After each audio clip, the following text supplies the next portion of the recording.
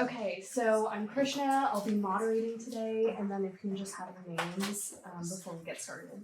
Okay, I'm Mariarosa, Cerritos. My name is Niyatt, Mengis, UC Berkeley. My name is Camille, Jacala, and I UC Berkeley. Okay, great. So for the first question, maybe we can just have you all talk about your experience with ethnic studies in school and outside of school, if it applies to you. So, I transferred to Berkeley High my sophomore year, so I didn't take the ethnic studies class that's a requirement in freshman year, but I took Chicano history last year, and I felt like it was great, honestly, because my school is split into different schools, and I'm in AC, which like a lot of my classes, there's only like 2 or 3 Latino students, so having the opportunity to have a class where they teach history about like people like me and also having a community with others like me was really great. The question was where we What were is- What has been your experience with ethnic studies in or outside of school? Yeah, so I like to have thought about myself as an ethnic studies scholar from like when I was in elementary school. My older sibling was an ethnic studies scholar at UCSD, and I was just there watching, listening, whatever videos, documentaries that he came home with. And then he went on to do critical race at UCLA Law under Kimberly Crenshaw. So I was kind of already in this world, but I was going to predominantly white schools, like for high school. Outside of my neighborhood, I was bused 6 a.m. every morning. And, you know, typically the only Black student in any of my AP classes. So it was up to me to always bring up that point of conversation of race, and I was willingly able to do that. I transferred to Cal, so I went to community college first and just had really great access to Black studies courses there, Asian American, Chicano, and so that informed my decision to bring these worlds together since I came from to study ethnic studies at UC Berkeley. And it was my first ethnic studies course, right? Comparative. All the other ones were kind of, dedicated to a specific ethnicity or gender. And it was really transformative. It was also the first time that I was thinking about how impactful pedagogy was in the work. It wasn't just about seeing myself or hearing things, but it was how it was presented, what I was asked to do with the information that I think increased my skill set, my ability to connect with community. My experience with ethnic studies, I took ethnic studies as a freshman. At Berkeley High, you have to do like 1 semester of ethnic studies, and the second semester is social living. So I took that course, and then now I'm in a program called BIHS, which is like Berkeley International High School. There is not exactly an ethnic studies class in BIHS, but I think they do incorporate like a lot of like different components of ethnic studies within their whole curriculum. I was also part of the ethnic studies peer mentor program at Berkeley High, where we taught different like elementary school students about like topics of our choosing. So I got to do like a project with a partner on API figures in STEM, and then we got to educate like elementary school students on that. And then next year I'm enrolled in the API literature class, which they brought back last year for the first time in a while, and I'm very excited for that. Okay, that sounds amazing. So I guess for Mariarosa and Niyatt, since you both didn't have ethnic studies in high school, maybe you can talk a little bit about what sparked your interest in it. I know you've taken a Chicano studies class, but maybe a little bit more about that. Yeah. I'm actually still in high school right now. Oh. Yeah, like I guess why you wanted to take Chicano history, or what sparked your interest in ethnic studies in general. Oh, okay. So last year, the sophomore year, got to take world history, and I wasn't really a big fan of how my teacher had the whole class structured. I found it quite boring how he just made us like write his notes down. We couldn't write our own, his notes for points. But then when it came to the Mexican Revolution, that's where I felt that I paid the most attention and I actually contributed the most in class. So then when I was choosing my classes for junior year, I saw there was a Chicano history option. So I decided to take it because, it's really cool that we have those opportunities at my school. And I already took the class and I think it was great. I learned a lot of stuff and it was very moving, honestly. I think that I made the decision to choose ethnic studies because it was a department, a field of study born out of resistance and student struggle and advocacy, and that was kind of my reality at the time. Just wanting to make a space for myself and other people that look like me.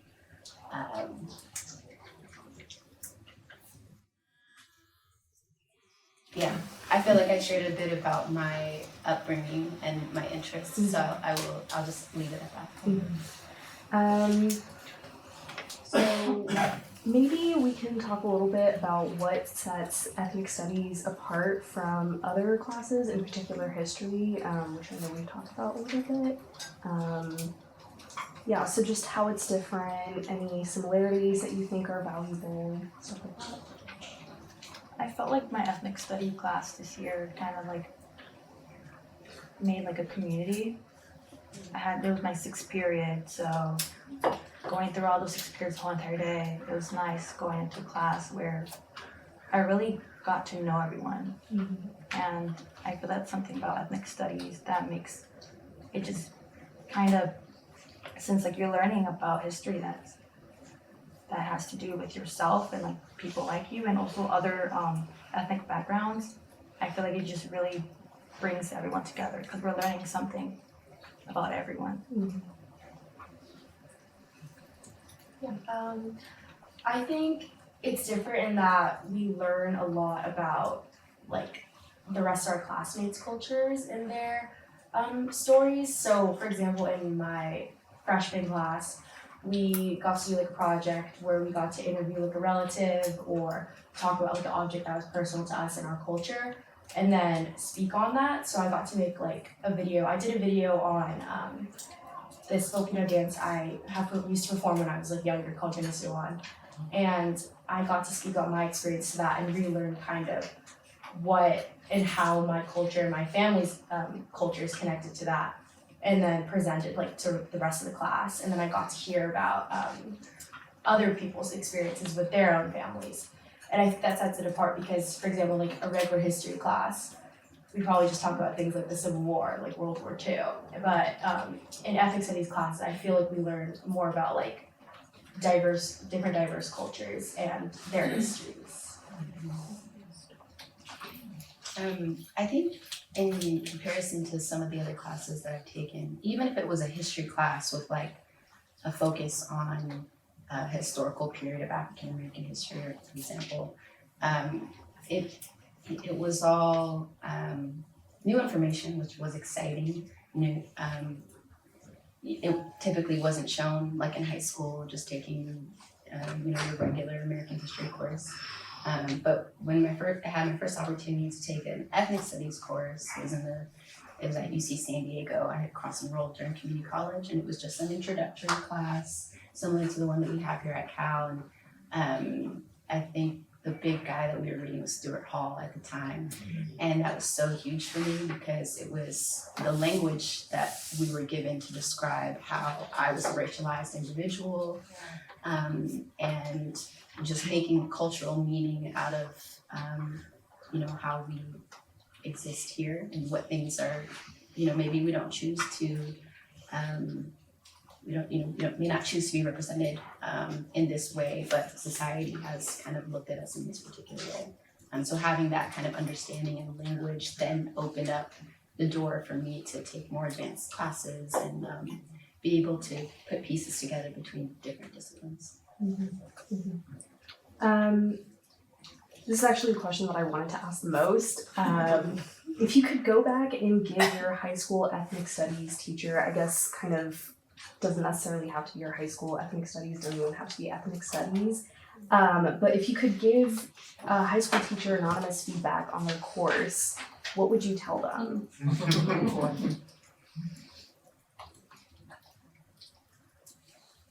I'm really thinking about her. I can go. I'd say from my experience, it was pretty good. For my ethics studies course in freshman year, I can't exactly remember everything we learned, but one of the things I do remember is we read about like American-born Chinese, if anyone's read the graphic novel. I thought that was very powerful, and then we got to like analyze the text, the different like global issues connected to that.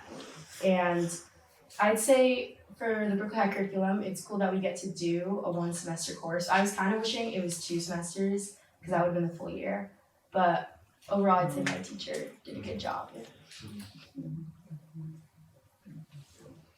I think my teacher did a great job when it came to like, she would print out like articles that you would have to read, and I really found those interesting because I feel like they were well written and they didn't seem biased. It seemed like an actual history book. I don't know, I really liked it, but I feel like maybe like the books that she made us read could have been better, but we already gave her like that criticism at the end. And then she made some changes because it's like a work in progress. Right. Yeah. I don't know if I should answer that question. Yeah, feel free. So didn't take ethnic studies in high school. So if I could tell, I don't know, my regular history teacher or something, I don't think that would be very kind.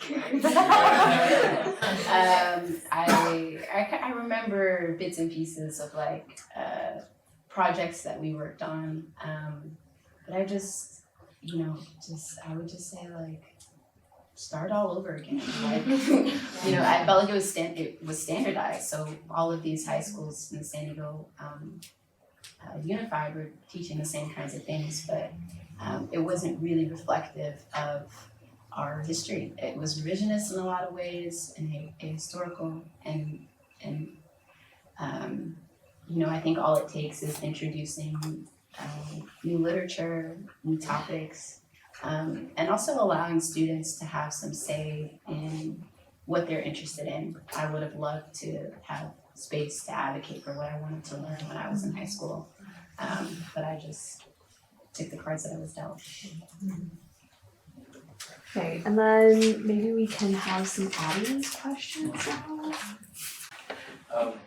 So as you were learning in your ethnic studies courses and like knowing that these were concepts and conversations that you didn't have in perhaps other people's classes prior to that, was there anything that you learned or any interactions that you had with teachers or students or peers that was a little uncomfortable?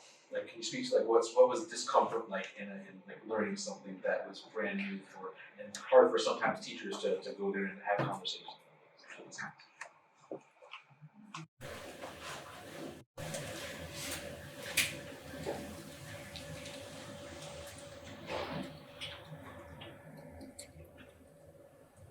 Oh, okay, I might have something.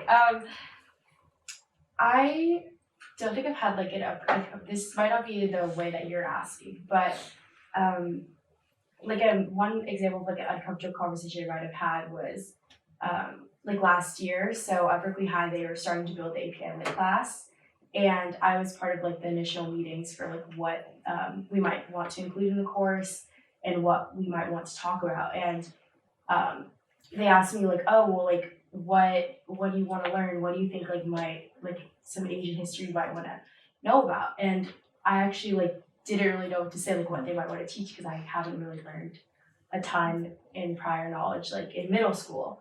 So I kind of like said the basic things like that I might have like learned in the past and for what they might include, and then but I realized through that like there wasn't a ton that I could have said that for them to include a class that I already knew about, because I realized I hadn't really like learned that in the past. So it was more about like oh, maybe I want to learn more about Filipino culture that like I haven't learned about, or more about like, I don't know, just like different topics in Asian things that in Asian culture that I haven't learned about. You know, I can think back to an instance when a teacher played Roots, and it was extremely uncomfortable to be a Black person in a room full of non-Black people watching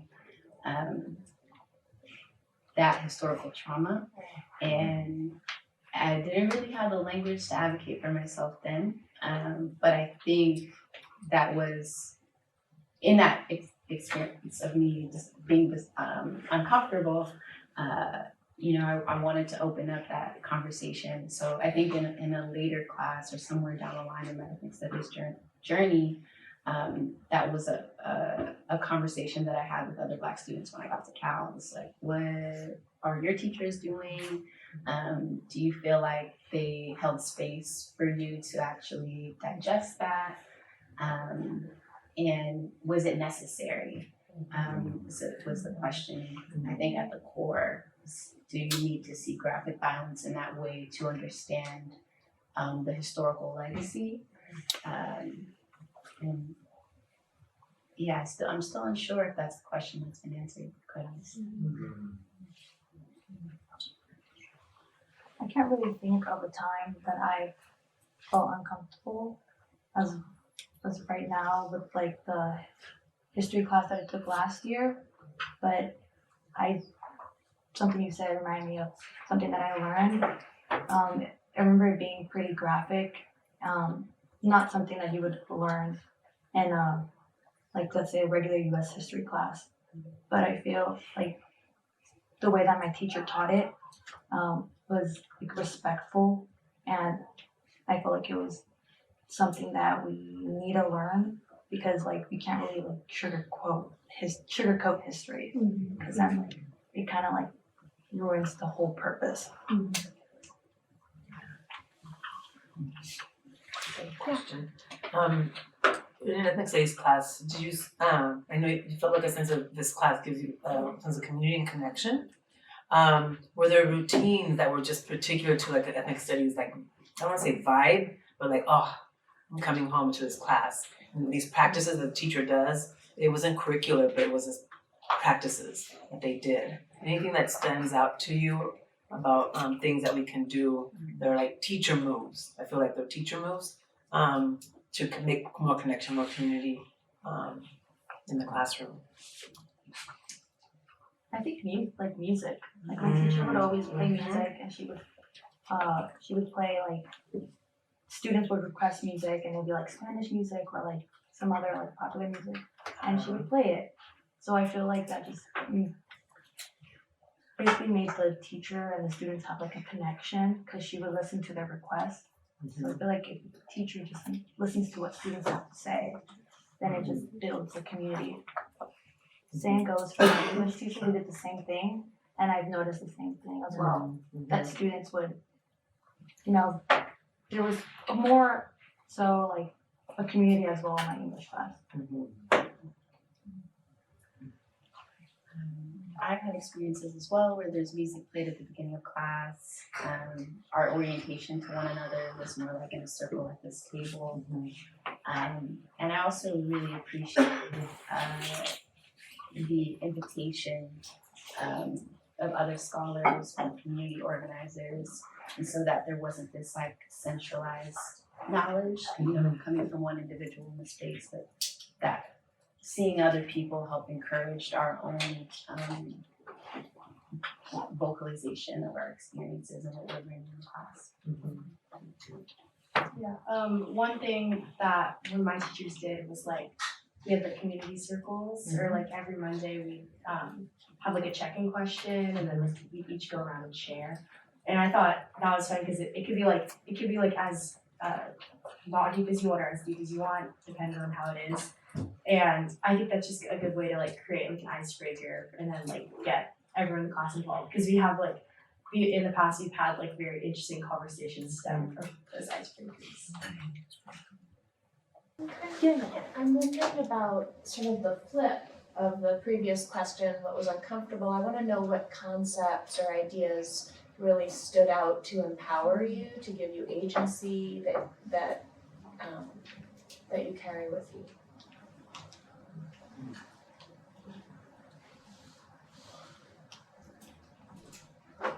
I guess so. Like when we were learning, because my history class, it's like it kind of fulfills the U.S. history requirement. So it's like we learn about U.S. history, but in the perspective of a like Latinx people. So when we were like in the civil rights portion, I remember we learned about the 1968 like blowouts in East LA, and I felt like that was very moving and powerful as well because there were students like me like advocating for their education, and then it's just like how being a rising senior, just learning about how they advocated for themselves to not get belittled by like their counselors and actually get the guidance they need to go to college. It was like just made me like I guess just like be more aware of how is it that I'm all the opportunities that I have right now, because if it wasn't for people like them advocating for themselves, then like maybe it would have been different. I think a deep joy for me was getting to experience the archives hands-on. Again, I'm speaking to my college experience. I didn't have ethnic studies in high school, and the ethnic studies library was huge for me. Getting to just see all the documents that we had around the Black Panthers, the ways that it's been preserved through oral histories, even just having like printed materials to look through, and I remember having to put on white gloves, and it was so cool to just touch that part of history. It helped it feel more tangible and accessible, and also just kind of this light bulb went off for me of my own goals to continue an archival or curatorial practice outside of school and my personal with my personal goals. And then another thing probably would be language. Again, was a huge thing, just being able to tackle new concepts. Carcerality was a huge one for me in Victoria's class, because I was able to connect that it was, not just the system of incarceration in the US and globally, but it was in our school systems, it was in our neighborhoods when we're talking about surveillance and things in different geographies. So being able to have being able to root yourself in something that you can take with you beyond your classroom to understand your experiences and explain them to people through this lens, just was super helpful, made so much sense for me. Yeah, I'm trying to remember a ton about what I've learned, and I think there's been a lot. I think just one thing I have to say about that is like knowing that we get to learn a lot about different types of media, because I know in the Berkeley High curriculum we like read articles, we watch movies, we read books. So just getting to explore the different cultures through that, I'd say.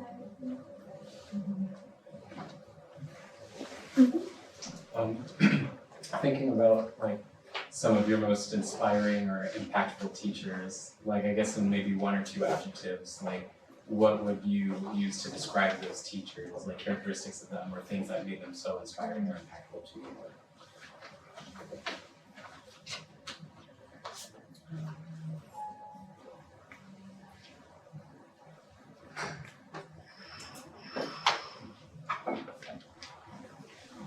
I feel like, Victoria was one of my favorite teachers. And there's this, I feel like it was a privilege to be a student and engage with a professor and imagine them as a co-conspirator. because that means that we're here, you know, it's not, there's not a hierarchy in the relationship. So that's the first thing that comes to mind. And I think, you know, for other people who have inspired me, another adjective I would use to describe them would be, you know, a world builder, or yeah, someone who's able to kind of peel back the layers, help you zoom out and see all that's in front of you and how they're interconnected.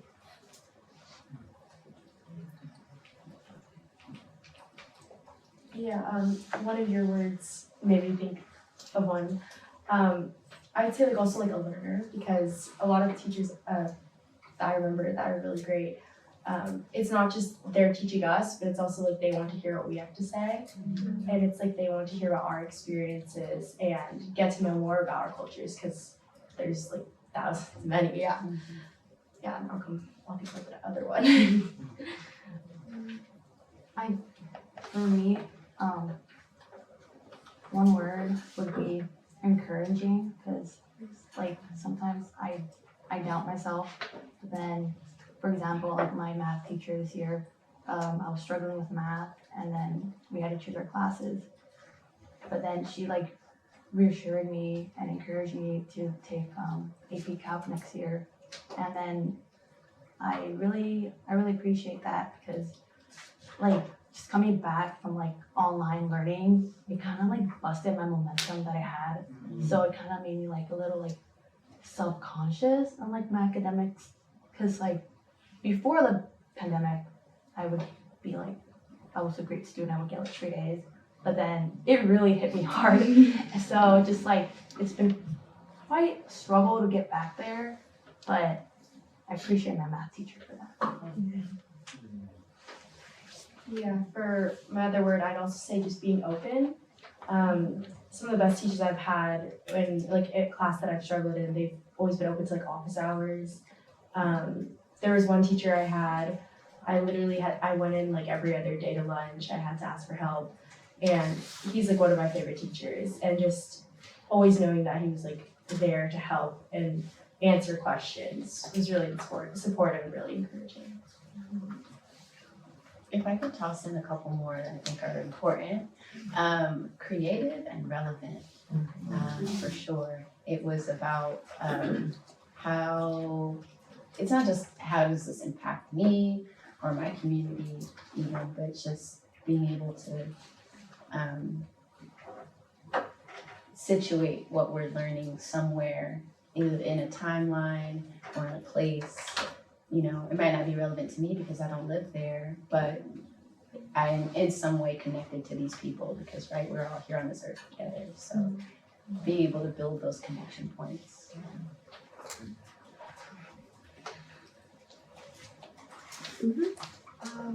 I was wondering, with your ethnic studies courses, what do you wish more time was spent on, and what you wish less time was spent on? And this could be like content or activities.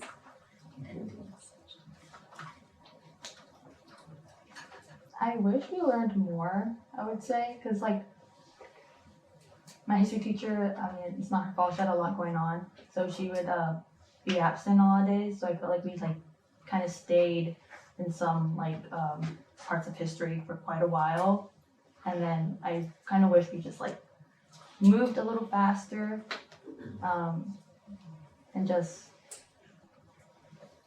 yeah, I guess so, just like uncover more. But it's a work in progress, so I'm mindful about that.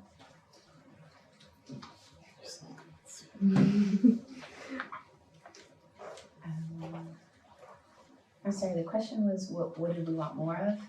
Yeah, what do you wish was more time spent on and less time to, so like 2 parts. Oh, I see. I might have to sit with that one.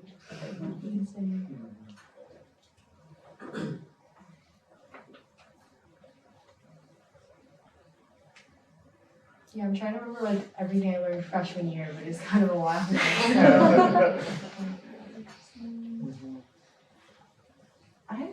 there's a lot of value in spending more time on the foundational stuff, because that's what I go back to the most. I think it is really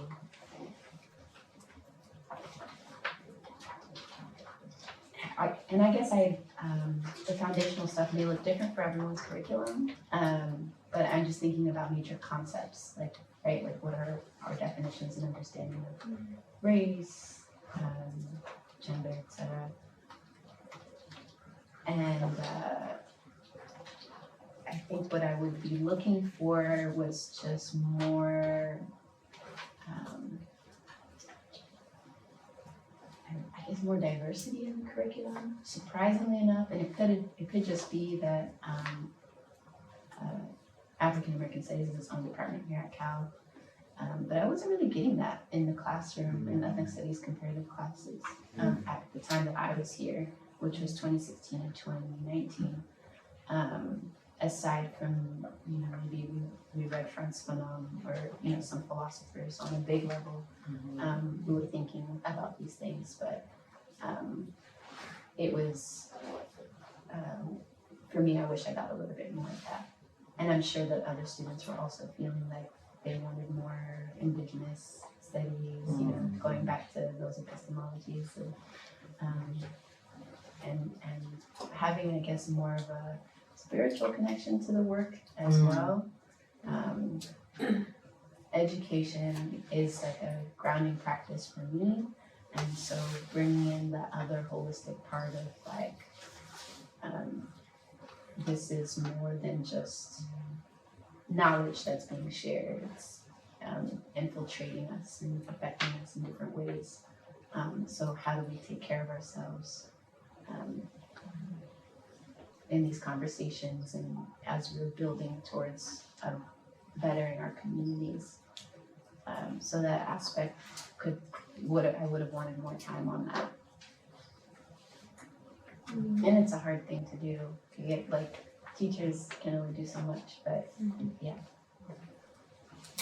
I agree. I'd say more diversity. I'd say, at least for my education, it has been pretty diverse, but I know there's definitely a lot of cultures that haven't been represented, obviously. Like, I know some of my friends, like, they have, like, Native American heritage, and they definitely wanted to learn more about that because there's not, like, that type of class at Berkeley High. So definitely just making it very diverse. And then I'd say also, like, breaking down to, like, different parts of each culture. So, for example, like, Asian, like, learning, like, about Southeast, and then also, like, the other different ones in that. Could I add something? Something that you said reminded me. So the class that I took, it's like Latinx history / like Chicano. They changed the name because they want to be more inclusive. So I feel like, because it used to just be Chicano, but then So I felt, like you said, like the curriculum involving like more like cultures.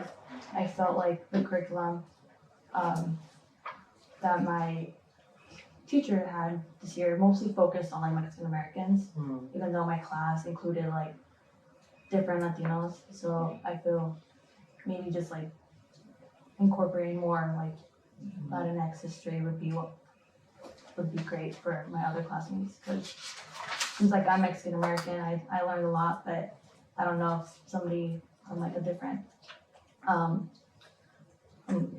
Latinx community would say the same.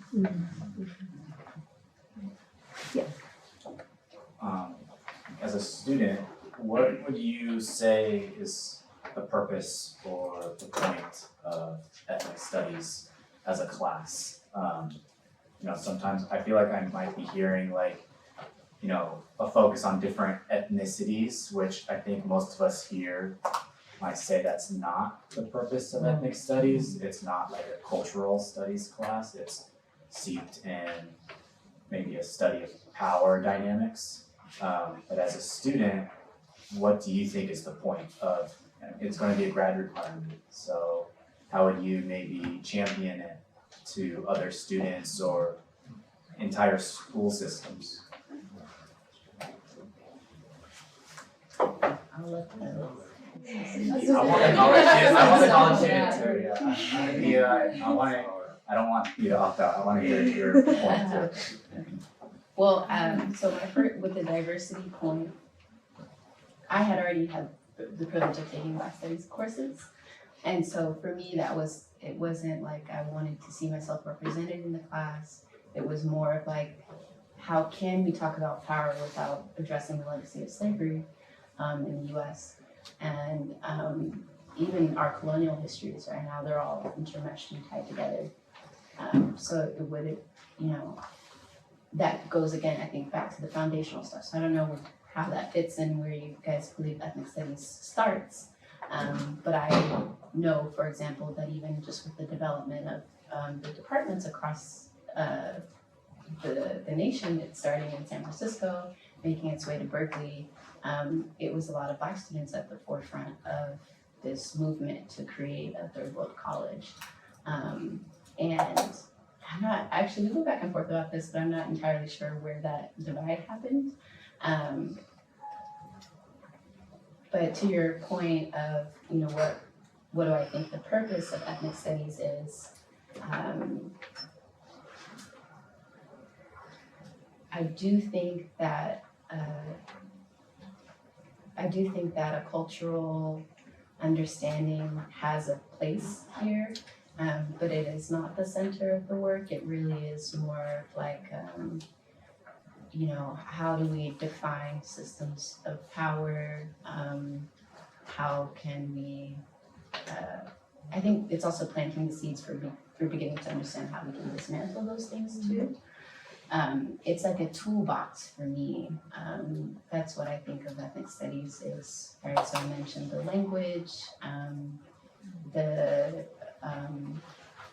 historical and contemporary ways that these major concepts are situated in our everyday lives. When we're talking about our neighborhoods, for example, we can, what precedes it is an entire history of redlining and segregation and all these things. So yeah, right now a toolbox for things is where my mind is going. I might have some more words, but